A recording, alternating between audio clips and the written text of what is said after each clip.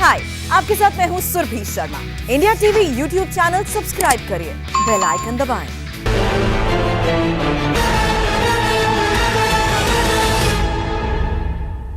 नमस्कार, मैं हूं अमित पालित। आपको सीधे ले चलते हैं बांकुड़ा, जहां पर ममता बनर्जी एक सभा को संबोधित कर रही हैं। আমার প্রিয় জেলা বাঁকুড়ার ছেলেমেয়েরা পড়াশোনায় প্রথম হয়। थोड़ा बड़ा বাঁকুড়ার ছেলেমেয়েরা সবচেয়ে ভালো রেজাল্ট করে, মাথায় রাখবেন। আর বাঁকুড়ার ছেলেমেয়েরা ভালো রেজাল্ট করে বলে আমি বাঁকুড়া জেলাকে একটা বিশ্ববিদ্যালয় করে দিয়েছি। तो ममता बनर्जी कह रही हैं कि यहाँ के जो स्टूडेंट्स हैं बहुत अच्छा परफॉर्म करते हैं, उनके लिए एक यहाँ पर हमने यूनिवर्सिटी बनाई है, कॉलेज बनाया है। সারা পৃথিবীকে জয় করুন। বাঁকুড়া জেলায় আমার মা বোনেরা সেলফ হেল্প গ্রুপে কত কাজ করেন। यहाँ पर जो महिलाएं हैं वो सेल्फ ग्रुप के लिए काम करती हैं। यहाँ के जो स्टूडेंट्स हैं पूरे दुनिया में नाम करें। এখানে আমাদের থার্মাল পাওয়ার থেকে শুরু করে यहाँ पर thermal power station, coal mines, অনেক ইন্ডাস্ট্রি তৈরি হয়েছে। बहुत सारी इंडस्ट्रीज यहाँ पर आई हैं। জেনে রাখুন, আমরা ডানকুনি থেকে দুর্গাপুর হয়ে, ডানকুনি থেকে পানাগড় হয়ে, বড়জোড়া হয়ে, এই সমস্ত মেজিয়া থেকে শুরু করে পুরুলিয়ার রঘুনাথপুর পর্যন্ত একটা জঙ্গলমহল শিল্প সুন্দরী তৈরি করছি। तो ममता बनर्जी कह रही है कि डानकुनी से पानागढ़ होते हुए, दुर्गापुर होते हुए पूरे जंगल महल इलाके में एक इंडस्ट्रियल कॉरिडोर तैयार किया जा रहा है। তৈরি হবে আরো।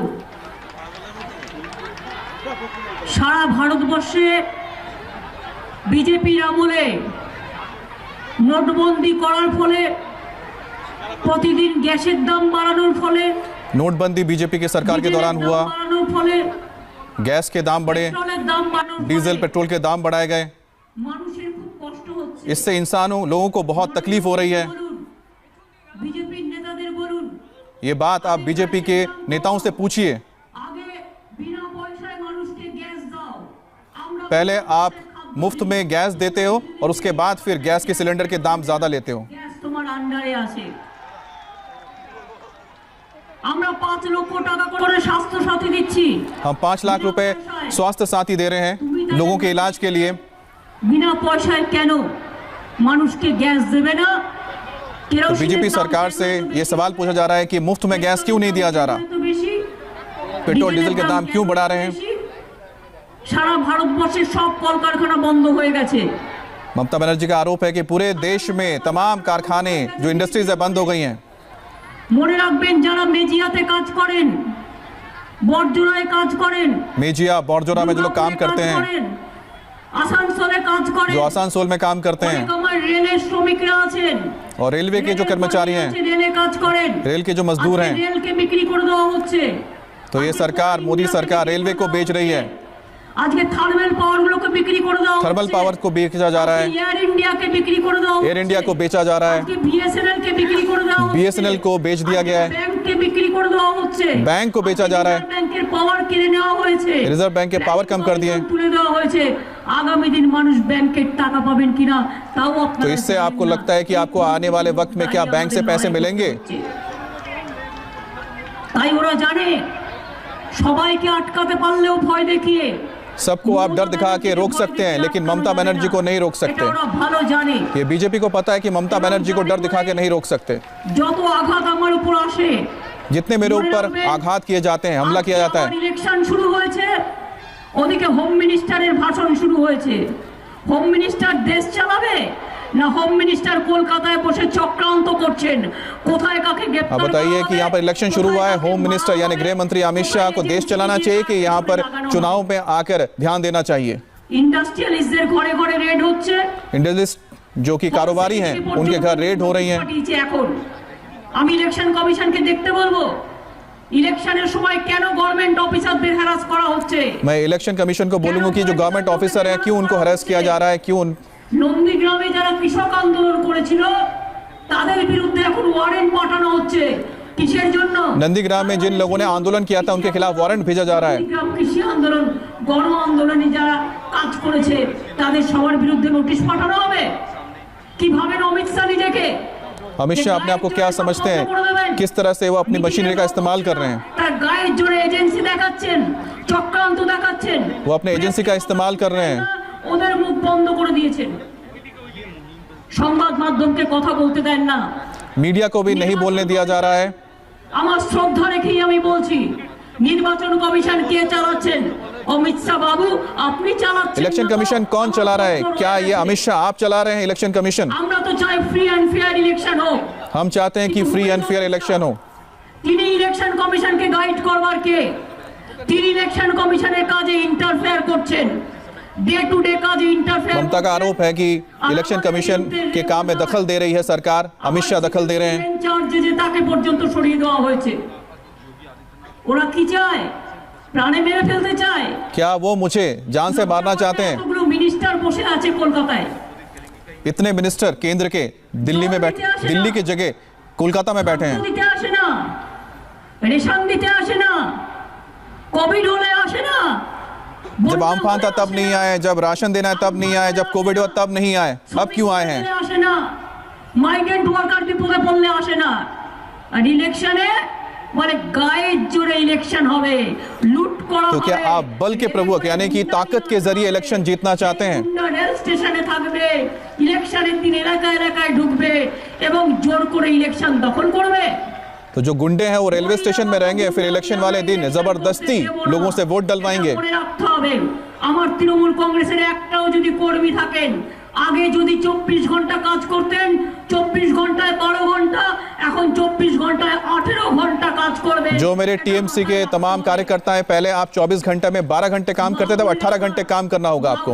আমার যে আদেশে চুলো বাঁধে, আমার অনেকগুলো মিটিং আছে বলে 3টে জায়গায় যেতে হবে, তারপরে খড়গপুরে ফিরতে হবে। এই অবস্থায় मुझे 3 मीटिंग में जाना है, फिर मुझे ऐसी हालत में खड़गपुर भी जाना है, হয়তো বেশি বক্তৃতা আমি দিতে পারছি না, কিন্তু আপনাদের বলি, इसलिए मैं ज्यादा बोल नहीं पा रही हूँ। আমার সম্পদ যে আদেশে जो महिलाएं हैं, जो माता हैं, बहनें हैं, वो मेरी संपत्ति हैं, वो हमेशा मेरा साथ देती आई हैं।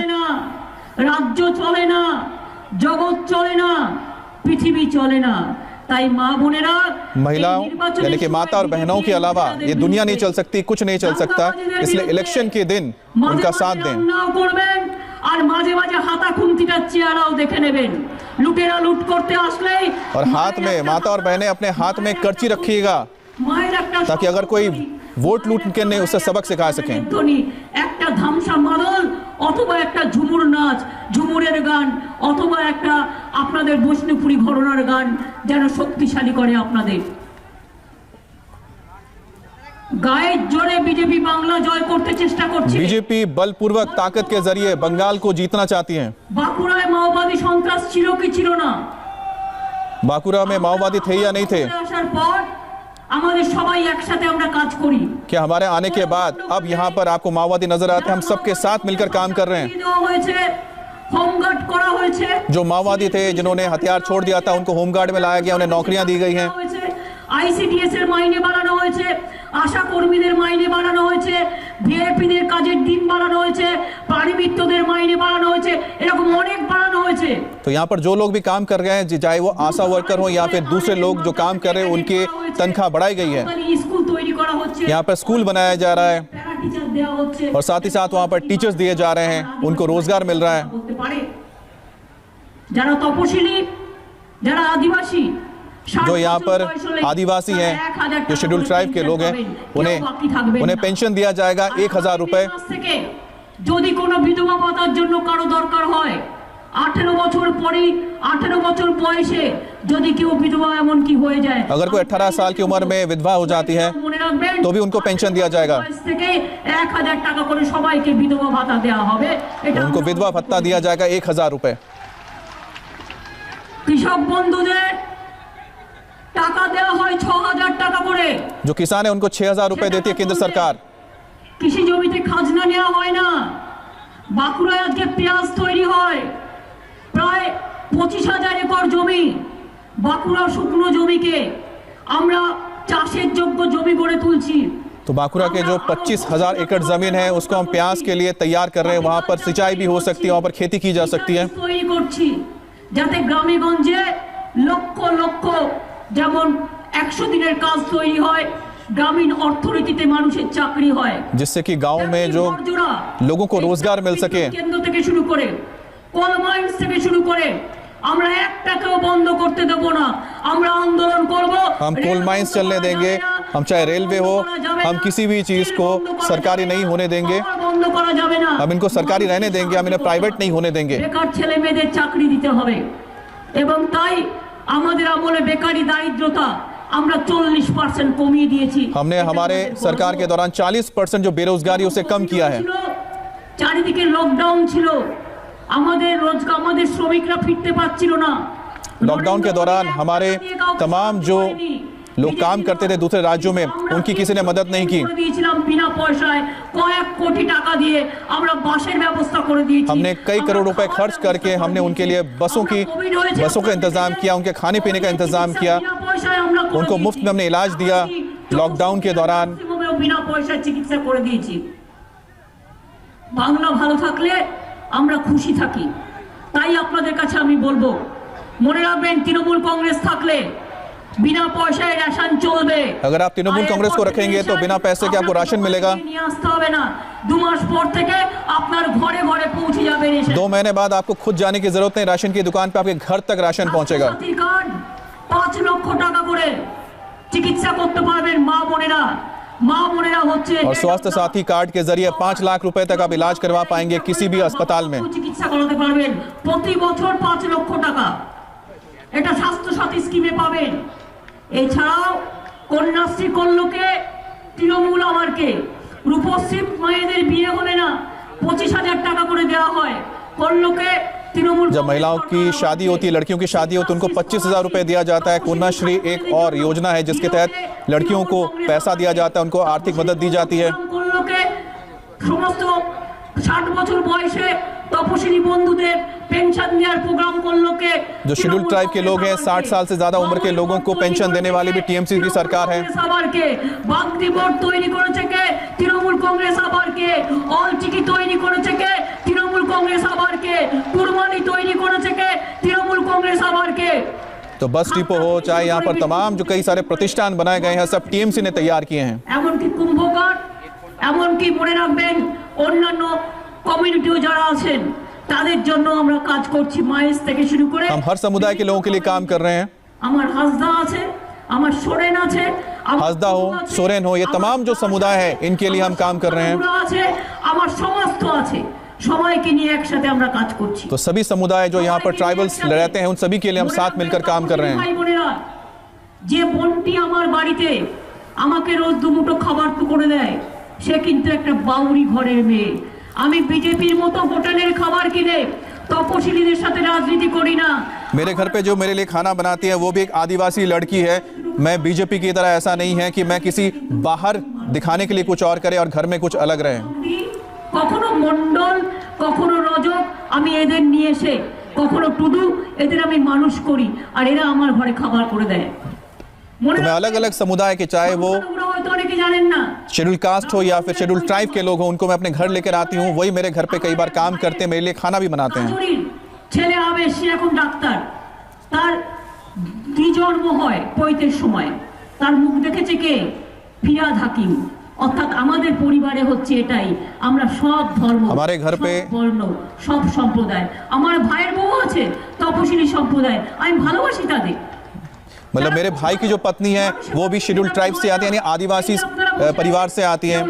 हमारे घर में जब एक बच्ची का जन्म हुआ जो ब्राह्मण है, लेकिन उसका जो चेहरा सबसे पहले देखा फरीद हकीम ने देखा। কেউ নীল জামা, পার্থক্য তো এইটুকুই, কিন্তু আমাদের রক্ত সবার এক। মাগো, আমাদের সবার রক্ত এক। हम सब लोग अलग अलग हो सकते हैं, अलग अलग कपड़े पहन सकते हैं, हमारा रंग अलग हो सकता है, लेकिन हम सब लोग इंसान हैं। আমরা মনে রাখি ওটা রামের রক্ত, ওটা রহিমের রক্ত, सबका खून एक जैसा है। রক্ত, ওটা বাগদির রক্ত, ওটা হাসদার রক্ত, ওটা মুন্ডার রক্ত। আর রক্তটা যখন মানুষের শরীরে মিশে যায় কেউ মনে রাখে না রক্তটা কার। রক্তটা মানুষের রক্ত, মানুষের শরীর থেকে মানুষের শরীরে রক্ত যায় আর মানুষের জীবন বাঁচায়। हाय, आई एम सुरभि शर्मा। खबरों से अपडेट रहने के लिए India TV YouTube channel subscribe करिए, साथ में बेल आइकन जरूर दबाएं। जुड़े रहें इंडिया टीवी के साथ।